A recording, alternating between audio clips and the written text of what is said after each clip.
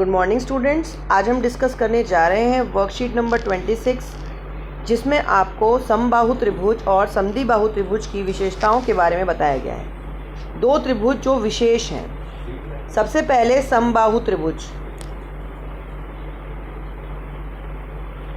समबाहु त्रिभुज में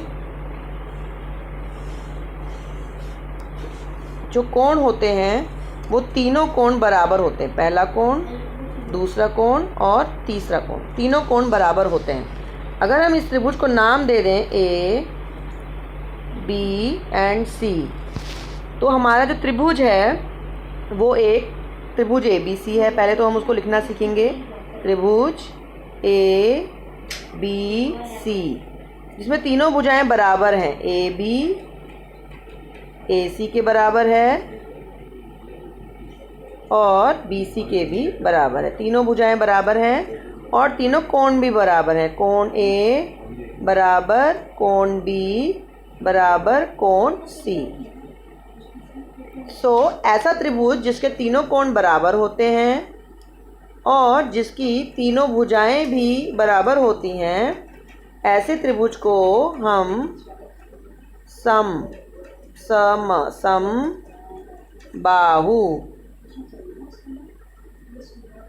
समबाहु त्रिभुज कहते हैं। सम मतलब एक जैसा, बाहु मतलब भुजाएं और त्रिभुज यानी जिसकी तीन भुजा हों, तो समबाहु त्रिभुज कहते हैं। तो आज हमने पढ़ा समबाहु त्रिभुज जिसके तीनों कोण बराबर होते हैं और जिसकी तीनों भुजाएं बराबर होती हैं। क्या आप सब बता सकते हैं कि जो आपका त्रिभुज है इसके प्रत्येक कोण कितने डिग्री का होगा?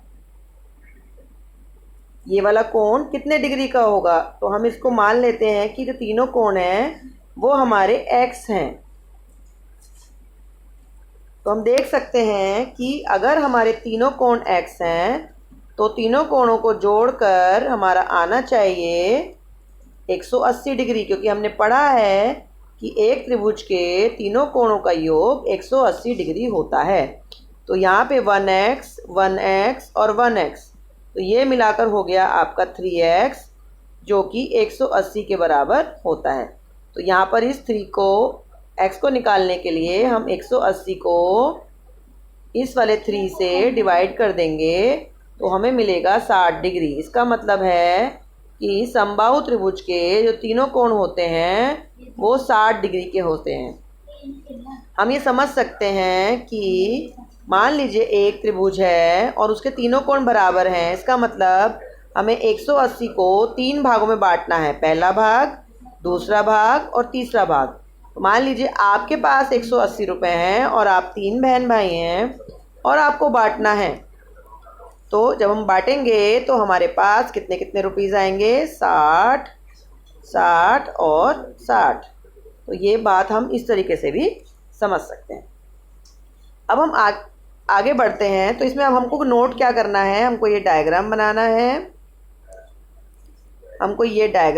है। हमको यहाँ से ये लिखना है, पूरा यहाँ से लेके पूरा लिखेंगे हम, और उसके बाद हम इस प्रश्न का उत्तर लिखेंगे। क्या आप बता सकते हैं कि समबाहु त्रिभुज में प्रत्येक कोण का माप कितना होता है? अभी मैंने क्या बताया है?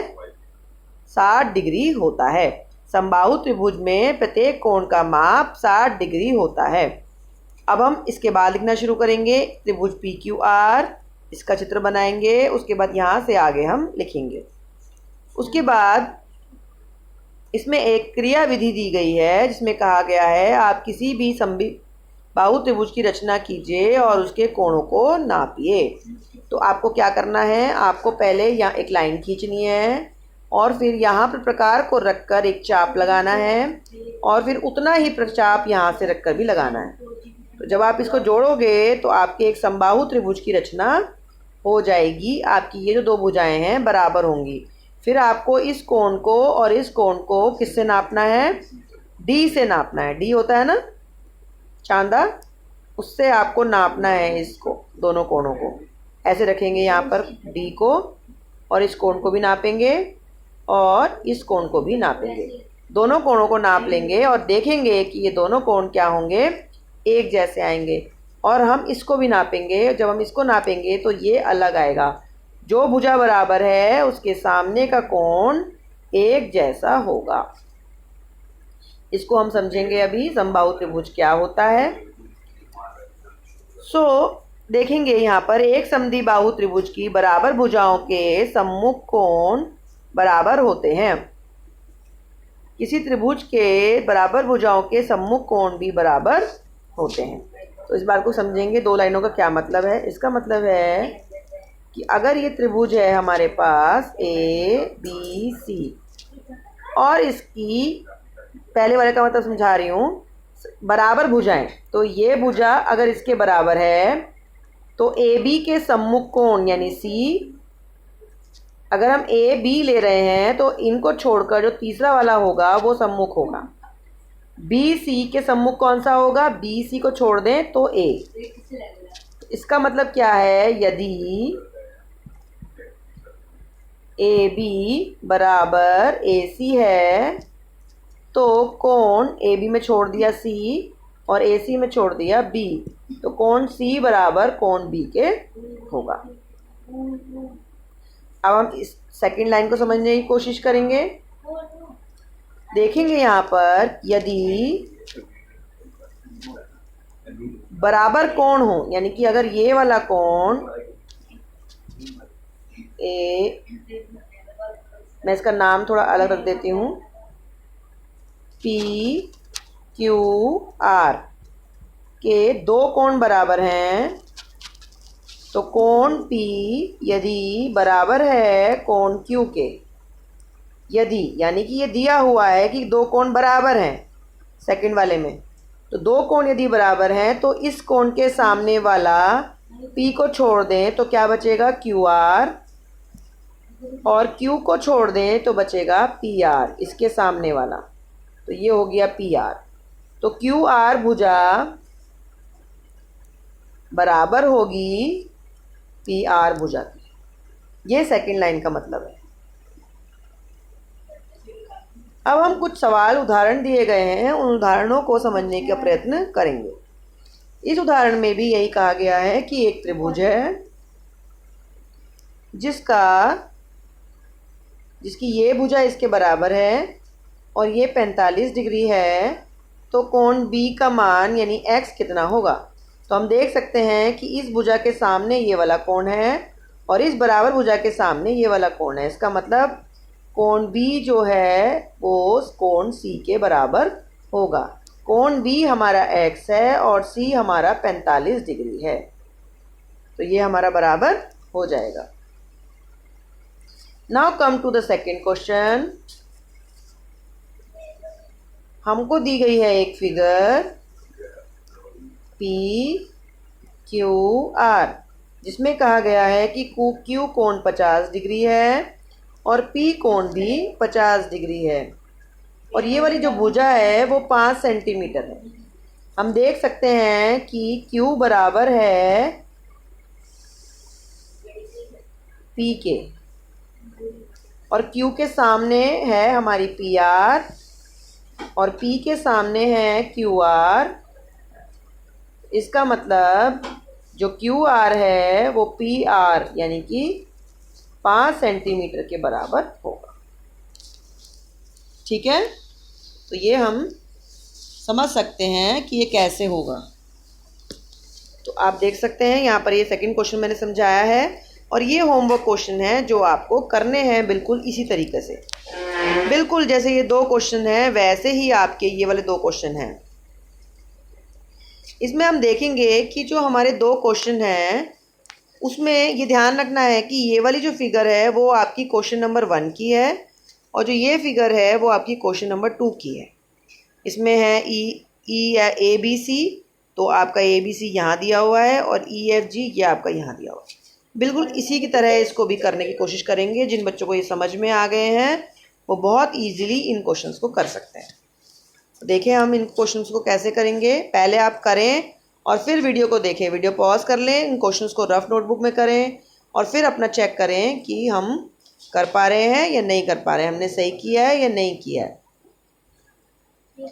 नाउ देखेंगे हम हमारे पास जो पहला क्वेश्चन है उसमें कहा गया है कि हमारे पास एक त्रिभुज है ए बी सी, ये पहले का चित्र है। ये हमारा 40 डिग्री है, ये हमारा 40 डिग्री है और ये भुजा हमारी 8 सेंटीमीटर है। सबसे पहले तो हमें जो कोण दिए गए हैं वो लिखने हैं। कोण ए बराबर कोण बी। अब ए के सामने मैंने क्या बताया था, ए को छोड़ दो तो बी सी, और बी के सामने क्या है, बी को छोड़ दो तो ए सी। अब बी सी कितना है, 8 सेंटीमीटर है, तो ए सी भी कितना होगा, ए सी भी 8 सेंटीमीटर। आपको बहुत ध्यान से समझना है कि जो भी कोण हम लेते हैं उसके सामने की भुजा बी सी, इसके सामने की भुजा ए सी, अगर ये 8 सेंटीमीटर है तो ये भी 8 सेंटीमीटर होगी। क्लियरली आपको इस बात को समझ लेना है। नाउ हम आ जाते हैं क्वेश्चन नंबर 2 की फिगर ये वाली है। इसमें दिया गया है कि हमारे पास एक त्रिभुज है जिसमें हमारी ई एफ जी ये नाम है, और इसमें ये दो भुजाएं हमारी बराबर हैं, और ये वाला कोण हमारा कितना है, 55 डिग्री का है।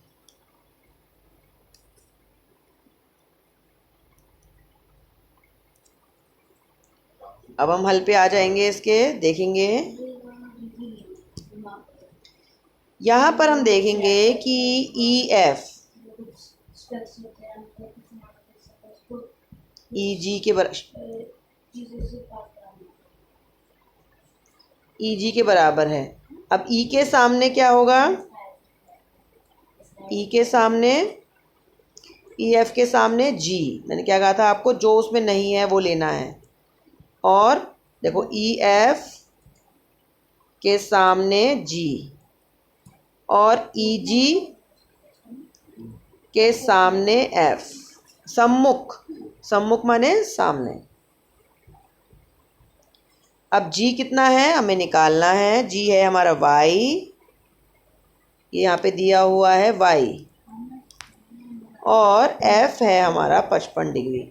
तो हमारा y का क्या आंसर हो जाता है, 55 degree.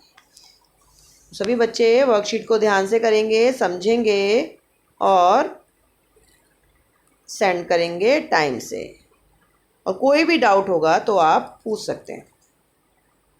Thank you and that's all for today.